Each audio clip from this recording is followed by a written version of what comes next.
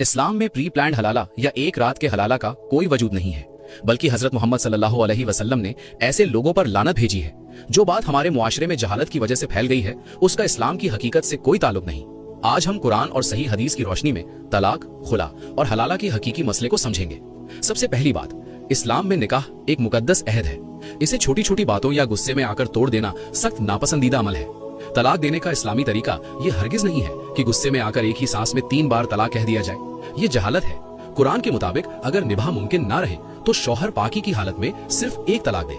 इसके बाद औरत अपने शौहर के घर में इद्दत पूरी करे। इस इद्दत के दौरान अगर शौहर का गुस्सा खत्म हो जाए और वो रुजू करना चाहे तो बिना नए निकाह के दोनों फिर से शौहर बीवी बन सकते हैं। इस्लाम घर बसाने का मौका देता है, तोड़ने का नहीं। अब आते हैं खुला की तरफ। अगर औरत को लगे कि वो अपने शौहर के साथ अल्लाह की हुदूद में रहकर जिंदगी नहीं गुजार सकती और शौहर तलाक नहीं दे रहा, तो इस्लाम ने औरत को आजादी दी है कि वो खुला ले सकती है। हजरत मोहम्मद सल्लल्लाहु अलैहि वसल्लम के दौर में हजरत साबित बिन कैस रजी अल्लाह अन्हु की बीवी ने जब कहा कि उन्हें अपने शौहर के अखलाक या दीन से कोई शिकायत नहीं, बस वो उनके साथ नहीं रह सकती, तो आप सल्लल्लाहु अलैहि वसल्लम ने उन्हें उनका हक वापस करके खुला लेने की इजाजत अता फरमाई। ये औरत का हक है ताकि उस पर कोई जुल्म ना हो। अब समझिए उस सबसे बड़ी गलतफहमी को जिसने कई खानदान तबाह कर दिए, यानी हलाला का गलत तसव्वुर। अगर कोई शख्स अपनी बीवी को अलग अलग वक्त में 3 तलाक दे चुका है तो अब वो औरत उस मर्द के लिए हराम हो चुकी है।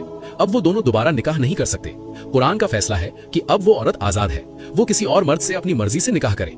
लेकिन यहाँ मुआशरे ने एक नापाक तरीका निकाल लिया जिसे हलाला सेंटर या तयशुदा हलाला कहा जाता है, यानी पहले शौहर के लिए बीवी को हलाल करने की नीयत से जानबूझकर किसी दूसरे मर्द से निकाह करवाना और फिर उससे तलाक दिलवाना।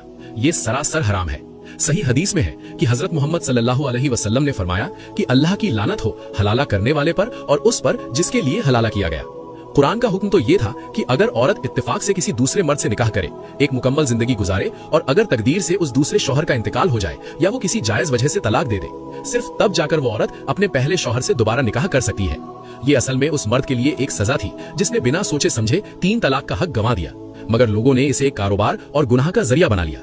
मेरे अजीज दोस्तों, इस्लाम औरतों की इज्जत का मुहाफिज है। हमारी जहालत और गुस्सा हमारे घर उजाड़ देता है और इल्जाम दीन पर आता है। अपनी जुबान पर काबू रखें, अपने अखलाक को नर्म रखें और निकाह जैसे खूबसूरत रिश्ते को अल्लाह के हुक्म के मुताबिक निभाएं।